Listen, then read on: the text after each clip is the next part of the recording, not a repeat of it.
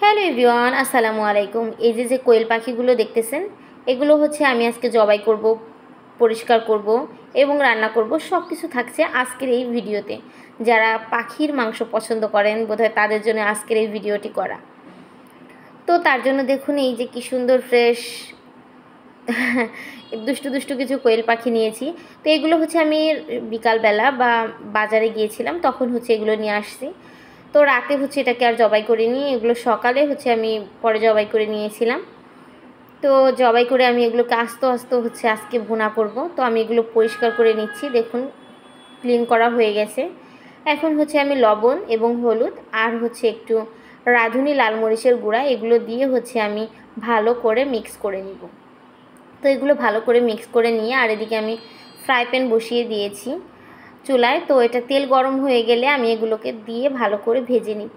তো কোয়েল পাখির এই ভাজা মাংসটাই তো আমার অনেক ভালো লাগে, রান্না অবধি আমার আরও তর্স হয়েছে না, এখনই জিভে পানি চলে আসতেছে। আর আমি না, শুধু আমার ফ্যামিলির হচ্ছে সায়ানের বাবা হচ্ছে এটা বেশি একটা পছন্দ করে না, তবে সায়ান খুব পছন্দ করে। আমার তো ভীষণ পছন্দের, পাখির মাংস বলতেই আমি খুবই পছন্দের। আর এর পাখির মাংসের বিশেষ করে হাড়গুলো খুব মটমটে হয়, এই জন্য আমার ভীষণ ভালো লাগে। তো একটা সাইড আমার হচ্ছে ভাজা হয়ে গেছে, এখন হচ্ছে উল্টিয়ে দিব আর একটা সাইড ভেজে নিব। তো এভাবে করে আমি ভালো করে উল্টিয়ে পাল্টিয়ে হচ্ছে কোয়েল পাখিগুলোকে ভেজে নিব।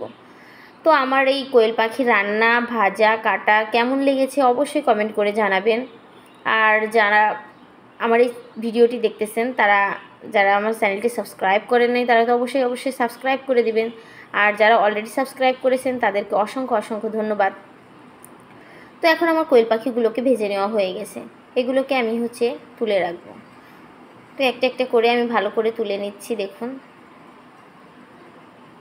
তো এগুলো তুলে নেওয়ার পরে হচ্ছে আবার এইটার ভিতরে যে কলিজা, মাথা এগুলো হচ্ছে ছিল, সেগুলোকে আবার একটু এই তেলে ভেজে নিব, কারণ ওগুলো একটু ভেজে নিব।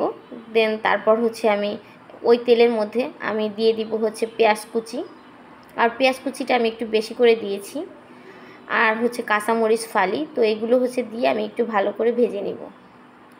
তো ভেজে নেওয়ার পরে আমি হচ্ছে পর্যায়ক্রমে সব মশলাগুলোকে আমি দিয়ে দিব। আর মশলাগুলো আমার আগে থেকে ব্লেন্ডার করে রেখেছি আমি। তো এখানে হচ্ছে আদা, জিরা আর হচ্ছে রসুনের পেস্ট একসঙ্গে করা। তো সেই মশলাটা আমি দিয়ে দিলাম। তো এখন দিলাম হলুদের গুঁড়া, তারপর হচ্ছে স্বাদ অনুযায়ী লবণ, রাঁধুনি লাল মরিচের গুঁড়া। আর আমি সবসময় রাঁধুনি লাল মরিচের গুঁড়া, হলুদের গুঁড়া এগুলো ব্যবহার করি, কেন আমার কাছে রাঁধুনিটাই যেন সবসময় বেস্ট। এবং রান্না করতে গেলে, বিরিয়ানি রান্না করতে গেলে রাঁধুনি বিরিয়ানি মশলা এগুলো না হলে যেন চলেই না।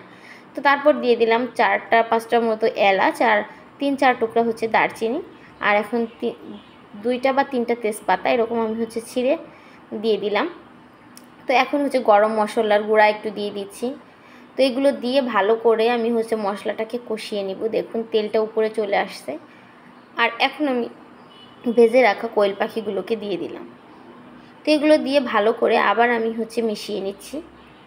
তো মিশিয়ে নেওয়ার পরে আমি হচ্ছে পানি দিয়ে দিব, যাতে এটা ভালো করে সিদ্ধ হয়ে যায়। তো এটাকে দিয়ে আমি আবার একটু পানি দিয়ে এখন ভালো করে হচ্ছে এটাকে একদম ভুনা, যখন মাংসটা হচ্ছে সিদ্ধ তো অলরেডি এমনিতেই ভেজে নেওয়ার কারণে হয়ে গেছে। আর ফ্লেভারের জন্য আমি 4টার মতো দিয়ে দিলাম কাঁচামরিচ।